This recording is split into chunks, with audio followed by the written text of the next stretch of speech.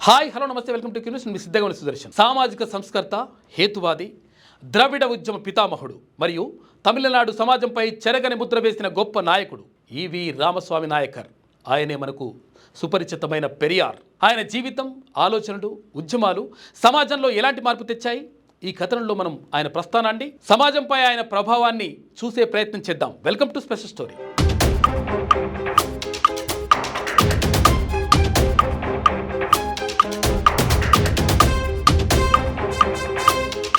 పెరియార్ అసలు పేరు ఈరోడు వెంకట రామస్వామి నాయకర్.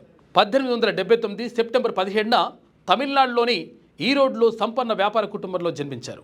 ఆయన తండ్రి వెంకట నాయకర్, తల్లి చిన్నతాయి ముత్తమ్మాల్. చిన్నప్పటి నుంచి పెరియార్కు మతం, సాంప్రదాయాలపై ప్రశ్నించే స్వభావం ఉండేది. ఆయన కుటుంబం దైవభక్తితో నిండినదైనా యుక్త వయసులోనే ఆయన మతపరమైన మూఢాచారాలను, పండితుల వాదనల్లోని వైరుధ్యాలను గమనించారు.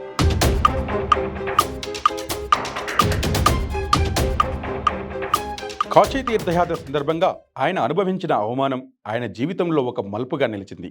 కాశీలో అంటరానితనం, బ్రాహ్మణ ఆధిపత్యం, సామాజిక వివక్షలను చూసిన ఆయన కుల వ్యవస్థకు వ్యతిరేకంగా పోరాటం చేయాలని నిర్ణయించుకున్నారు. ఈ సంఘటన ఆయనలో హేతువాద దృక్పథాన్ని మరింత బలపరిచింది. పెరియార్ జీవితంలో ఒక ముఖ్యమైన ఘట్టం 1924-25లో జరిగిన వైకో సత్యాగ్రహం.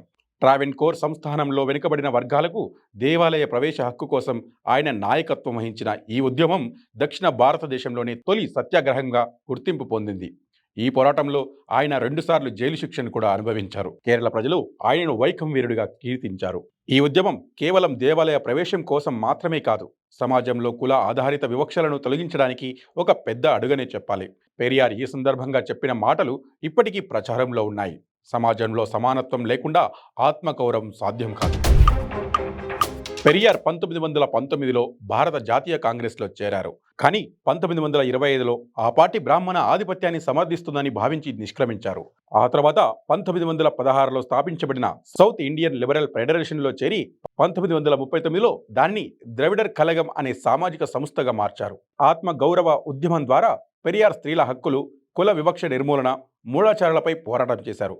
ఆయన వివాహ వ్యవస్థలో సంస్కరణలను ప్రవేశపెట్టారు. మంగళసూత్రం, పెళ్లి కట్టుబాట్లను వ్యతిరేకించారు. వ్యక్తిత్వాన్ని గౌరవించే పెళ్లిలో అనే ఆలోచనను ప్రవేశపెట్టి స్త్రీలకు సమాన హక్కులను సమర్థించారు. ఆయన మాటల్లో స్త్రీలకు శారీరక కోరికలు ఉంటాయి. భర్తను కోల్పోయిన స్త్రీ మళ్లీ వివాహం చేసుకోకుండా ఎందుకు ఉండాలంటూ ఆయన ప్రశ్నించారు. ద్రవిడ ఉద్యమం ద్వారా ఆయన బ్రాహ్మణేతరులకు ద్రవిడ జాతి అనే గుర్తింపును కూడా ఇచ్చారు. బ్రాహ్మణ ఆధిపత్యాన్ని, వైదిక హిందూ మతాన్ని తీవ్రంగా విమర్శించారు. రామాయణంలో దక్షిణ భారతీయులను రాక్షసులుగా, వానరులుగా చిత్రీకరించడాన్ని ఆయన ఖండించారు. పెరియార్ను చాలామంది నాస్తికుడిగా భావిస్తారు. కానీ ఆయన లక్ష్యం కేవలం నాస్తికత్వ ప్రచారం కాదు. ఆయన దేవుడిని, హిందూ దేవతల్ని వ్యతిరేకించిన ఆయన ధ్యేయం సామాజిక సమానత్వం, సమాన ఆత్మగౌరవం, హేతుబద్ధ ఆలోచనలను ప్రోత్సహించడం. దేవుడు ఒక్కడే, మనుషులంతా ఒక్కటే అనేదే ఆయన నినాదం. 1937లో మద్రాస్ ప్రెసిడెన్సీలో హిందీని తప్పనిసరి చేసినప్పుడు పెరియార్ హిందీ వ్యతిరేక ఉద్యమాన్ని నడిపించి తమిళ భాష, సంస్కృతిపై దాడిగా దీనిని పేర్కొన్నారు. ఈ ఉద్యమం తమిళ గుర్తింపును బలోపేతం చేసింది.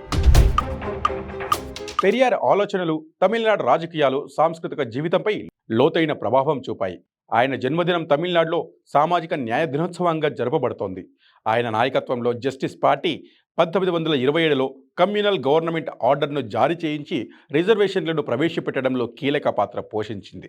స్త్రీల హక్కుల విషయంలో పెరియార్ సంస్కరణలు ఒక విప్లవాత్మక మార్పుని తెచ్చాయి. ఆయన స్త్రీలకు విద్య, ఆస్తి హక్కులు, సమానత్వం కోసం పోరాడారు. ఆయన రచనలు, ప్రసంగాలు ఈ రోజుకి కూడా కమ్యూనిస్టుల నుంచి దళిత ఉద్యమకారుల వరకు అందరినీ ప్రేరేపిస్తూనే ఉన్నాయి. పెరియార్ అంటే కేవలం నాస్తికుడు కాదు, సామాజిక సమానత్వం, కుల వ్యతిరేక నినాదం, పరివర్తన ప్రవాహం.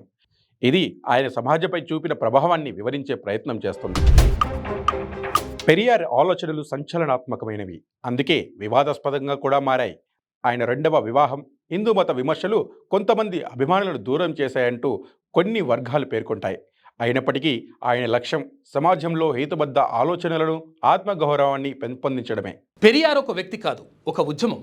ఆయన జీవితం సామాజిక సమానత్వం, హేతువాదం మరియు ఆత్మగౌరవం కోసం అంకితమైంది. ఆయన ఆలోచనలు ఈరోజు కూడా తమిళనాడుతో పాటు దేశవ్యాప్తంగా స్ఫూర్తినిస్తున్నాయి. ఇది ఇవాల్టి స్పెషల్ స్టోరీ. చూస్తూనే ఉండండి క్యూన్యూస్. మీ సిద్ధంగా సుదర్శన్.